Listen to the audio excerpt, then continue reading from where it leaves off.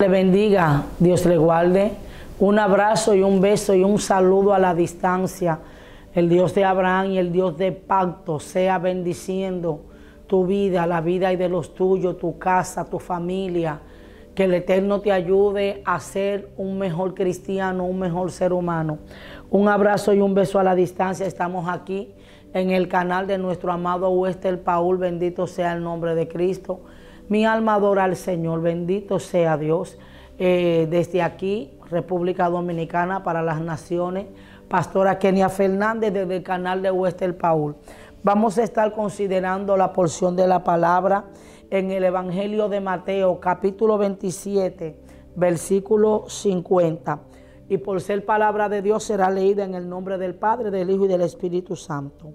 Mas Jesús, habiendo otra vez clamado a gran voz, entregó el Espíritu.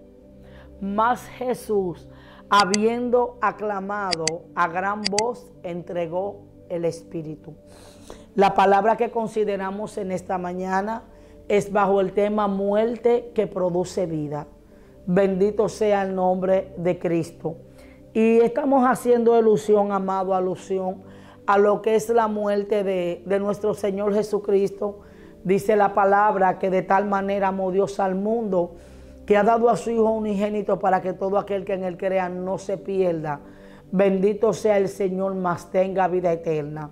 Y gloria sea el nombre de Cristo. El Señor nos dejó la herencia de las arras de su Espíritu. Mi alma adora a Cristo. El Eterno dice la palabra que la paga del pecado es la muerte, mas la dádiva de Dios es vida eterna en Cristo Jesús. Y había una parte litúrgica de la parte de los ritos que se hacían en el Antiguo Testamento. Y podemos ver que cuando Adán y Eva pecan en el huerto del Edén, el Señor mata a un cordero para agarrar la piel y vestir el pecado de Adán y Eva. Y esto es lo que hace alusión a algo alegórico de que Cristo era ese cordero. Entonces, en la parte de la litúrgica, en la parte ceremonial, para la expiación de pecado, cuando alguien transgredía la ley, tenía que ir donde el sacerdote y tenía que llevar un cordero. Entonces, el sacerdote hacía un acto profético y era que hacía el asunto de la imposición de manos. Entonces, cuando hacía la imposición de manos, la persona que había transgredido la ley tenía que confesar el pecado. Entonces el acto profético era que la culpa del pecado de la persona refutaba, bendito sea el Señor, sobre el cordero. ¿Y qué le quiero decir? Que eso fue lo que hizo Cristo. Dice la palabra en el libro de Isaías que fue llevado al matadero, que fue llevado como cordero al matadero delante de sus trasquiladores. Establece la palabra que enmudeció y no abrió su boca. ¿Qué es lo que te quiero decir en esta hora? Que la muerte de Cristo produjo vida. Gloria al Señor, porque para Cristo poder ser nuestro Padre, aunque ya el Señor, nosotros, mire, somos varias veces de Cristo. ¿Y usted sabe por qué? Porque primero Él nos hizo, mire, el amor del Padre para la humanidad es inmensurable. Porque Cristo, la Trinidad, hizo al hombre, y luego que éramos propiedad por la transgresión del pecado, entonces Él nos compró a precio de sangre. Entonces, bendito sea el nombre de Cristo. ¿Qué es lo que yo te estoy diciendo? Que para haber un derecho legal, cuando a una persona le van a hacer una prueba de ADN para autentificar si la persona es hijo, que le toman la sangre. Por eso Cristo se humanó y entró a esta dimensión. Y Cristo tuvo que derramar su sangre. ¿Por qué? Porque la sangre es lo que te da paternidad. La sangre es lo que te da derecho legal. Dice la palabra que seamos coherederos con Cristo. Y cuando se habla de herencia es porque tiene que haber una muerte. Y esta herencia que basó Manauta y Acanda. Y esta muerte, Reba Sonda, produjo una herencia para eternidad y para gloria. Bendito sea el Señor. Cristo al morir en la cruz del Calvario fue la muerte, bendito sea el Señor, que produjo vida. ¿Sabe por qué? Porque nuestro Cordero era perfecto. En Él no había, gloria al Señor, mancha. En Él no había pecado. Pero dice la palabra, yo te voy a desatar algo poderoso. Hay algo que se llama derecho legal. Cuando tú tienes brechas abiertas y cuando tú tienes pecado, entonces eso le da legalidad al mundo de las tinieblas para tener acceso a ti. Por eso dijo el mismo Jesús, que a Él nadie le quitó la vida. ¿Por qué el Cordero decía que a Él nadie le quitó la vida? Porque la Biblia dice que la paga del pecado es muerte, pero en nuestro Señor no había muerte, o sea, que la muerte no tenía un derecho legal. Por eso Él dijo, a mí nadie me quita la vida, yo pongo mi vida y yo mismo la vuelvo a tomar, bendito sea el Señor. Entonces eso es una muerte que produce vida, porque había una acta de los decretos que nos hacían contraria. Entonces tenía que venir a alguien. La Biblia habla de Espíritu Santo, y Él agarró el acta de los decretos que nos hacían contraria. Entonces una muerte que produce vida. En nuestro Señor hubo un alineamiento y hubo una perfección. Cuando vemos el escenario del desierto, bendito sea el Señor, que vemos a un diablo que está tentando a nuestro Señor. Santiago dice, si alguien es tentado, no diga que es tentado por Dios, sino que el hombre de su propia concupiscencia. Y está bien lo que Santiago dijo, lo que nuestro hermano Santiago dijo, pero a Santiago le faltó decir algo. Todos los hombres no van a ser tentados por su concupiscencia. Hay personas que van a ser tentados por una necesidad biológica en un momento determinado. Porque Jesús no fue tentado por su necesidad, por concupiscencia. Fue tentado por su necesidad, porque Él tenía hambre, Él tenía sed. Y Satanás quería hacer que Él tomara las cosas a destiempo. Cuidado con lo que te están ofertando. Cuidado con lo que te están diciendo el diablo que haga. Cuidado con el negocio ilícito. Cuidado con tomar la esposa que no te pertenece. Cuidado con los atajos. Los atajos son peligrosos. Bendito sea el nombre de Cristo. Entonces vemos la misma necesidad en José. José no fue tentado por su concupiscencia. José fue tentado por su necesidad.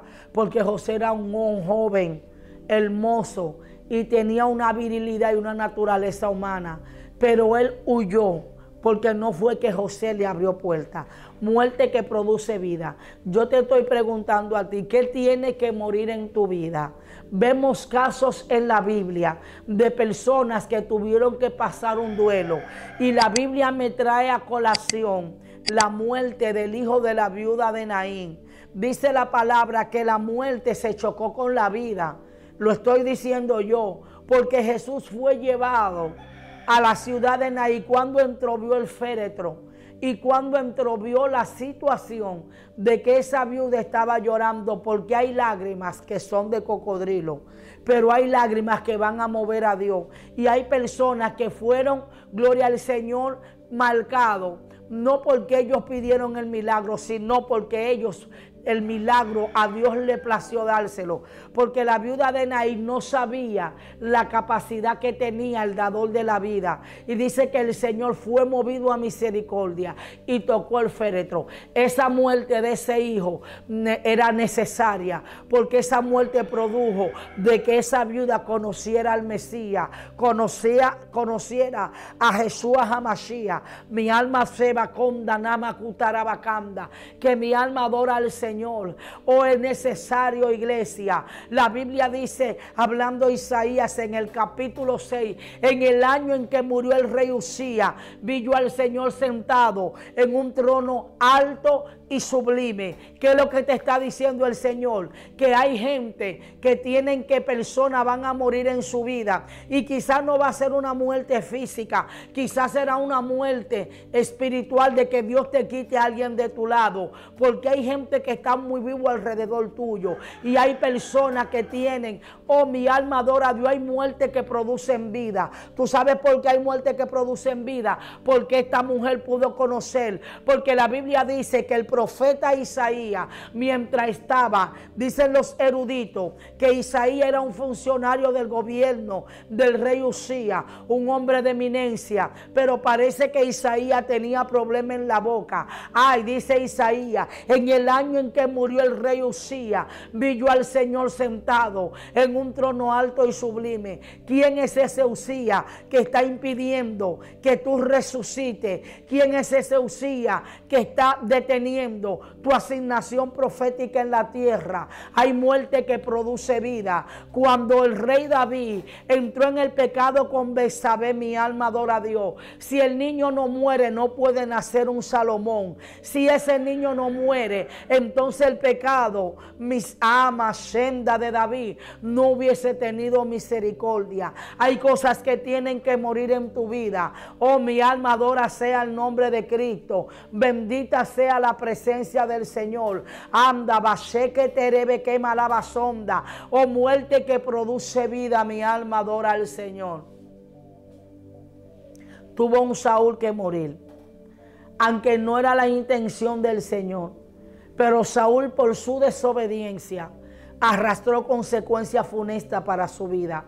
Saúl con su desobediencia, pero Saúl tuvo que morir. Bendito sea el Señor para que un David se levantara en el reinado. Y vamos a enfocarnos. Cristo te llama, Cristo te llama, Cristo te está cambiando. La muerte de Cristo produce vida. Ahora yo te tengo que decir a ti la pregunta: ¿qué tiene que morir en tu vida para que el Espíritu de Dios pueda fluir? ¿Qué tiene que morir en tu vida para que la anda macota arabacanda, para que tú puedas entrar? Porque estamos muy enfocados. Nos han enseñado a ser ministros, pero no nos han enseñado a ser siervos.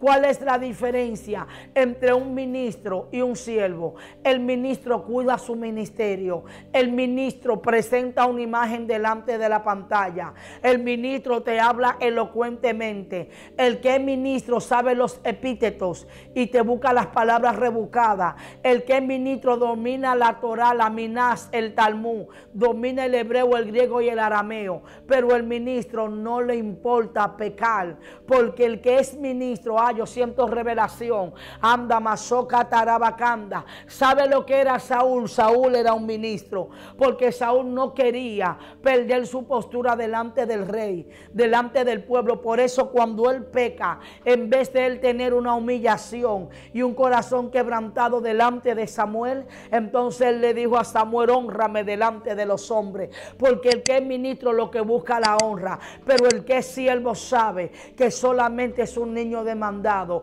El siervo sabe que aunque tenga, bendito sea el nombre del Señor, un corazón contrito y alineado con el Señor, el que el siervo sabe que tiene que cuidar su testimonio, que no puede estar hablando mentira. El que es siervo sabe que tiene que servirle a Dios. ¿Por qué? Porque la muerte de Cristo te enseña a ser siervo. La muerte de Cristo no te enseña a ser ministro. Mi alma adora a Dios. Muerte que produce vida, porque cuando tú mueres hay un cambio de mentalidad. Y no estoy hablando de que a ti se te quita y la información que tú tienes, no.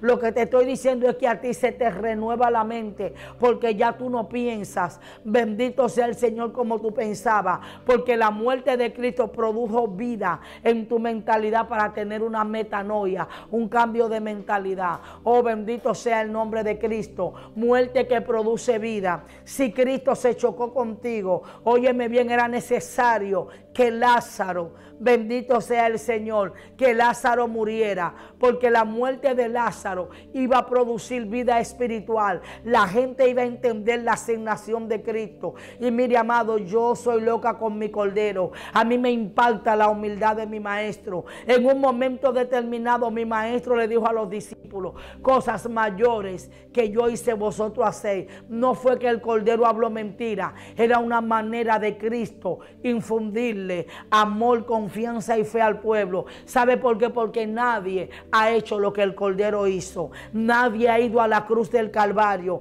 Nadie se ha puesto una espina en la cabeza. A nadie le han desgollado, desollado la piel. Como dijo el profeta Isaías, por sus llagas fuimos nosotros curados. Nadie ha entrado en ese dolor y en esa situación para entrar en lo que es una liberación de la humanidad. Por eso me fascina mi Cordero, muerte que produce vida. ¿Sabe por qué? Porque todavía yo no he visto el primer hombre que ha podido caminar sobre las aguas. Pedro lo intentó, pero era porque estaba caminando bajo una palabra direccionada. Yo no he visto a nadie que haya dado su vida para la redención del pecado. Nadie puede hacer las cosas que Cristo hizo, y te lo demuestro ahora mismo. Tú que estás enfermo, yo te voy a desatar una palabra en mi carne. Mira, en el nombre de Kenia Fernández recibe sanidad, y tú vas a ver que ni un mosquito se va a levantar, porque no es el nombre del hombre, es el nombre de Cristo, que a través de la muerte produjo vida y tomó un derecho legal. Y dice la Biblia que tomó cautivo la cautividad y nos hizo sentar con Cristo en las regiones celestes. Muerte que produce vida. Dios te está llamando la atención, iglesia. Tú quieres gloria, está muy bueno. Tú quieres rema, está muy bueno. Tú dices, ¿qué es lo que tienen los predicadores de Redem? No, mi amor, te voy a dar el misterio. Tú sabes qué es lo que pasa, mi amor, que aquí somos un proceso aprobado.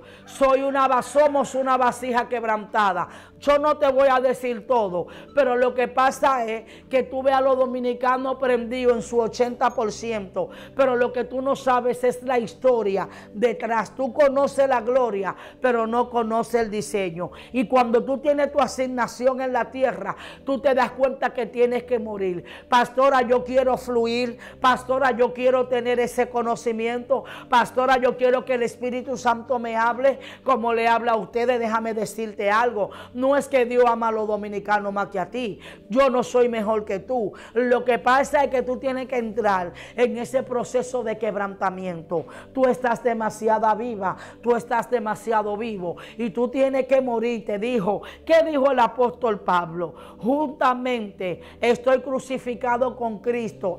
Yo siento rema. Mas ya no vivo yo, sino que vive Cristo en mí. Lo que el apóstol Pablo dijo, yo me crucifiqué con Cristo allá en el Gólgota. Yo me crucifiqué en la cruz del Calvario. Entonces, ¿cuál es el rema? ¿Cuál es la clave? Que tienes que morir a la ira. Tienes que morir a la avaricia. Tienes que morir a la rebeldía. Tienes que morir a la soberbia. Tienes que morir a la altivez. Tienes que morir al orgullo. Tienes que morir a esa lascivia y a todas esas cosas. Tienes que morir a la mentira. Tienes que morir a la mezquindad. Entonces tienes que asearte del sacrificio de la cruz del Calvario de nuestro Señor Jesucristo, para que esa muerte, gloria al Señor, pueda producir vida. Pastora, ¿y cuál es la cúspide de que si yo me muero recibo vida? Que tienes la garantía de entrar al cielo. Porque dice la Biblia que Cristo dijo que Él iba a venir y que Él se iba a tomar a sí mismo, para que donde tú estés, vosotros también estéis. Entonces, ¿qué es lo que te está diciendo el Señor? Que tiene que morir a tu naturaleza humana y tiene que asarte del sacrificio de Cristo, adherirte a su presencia, a su gracia, a su amor y a su misericordia. La sangre del Cordero te cubra y la sangre del pacto te bendiga. Bendito sea el nombre del Señor.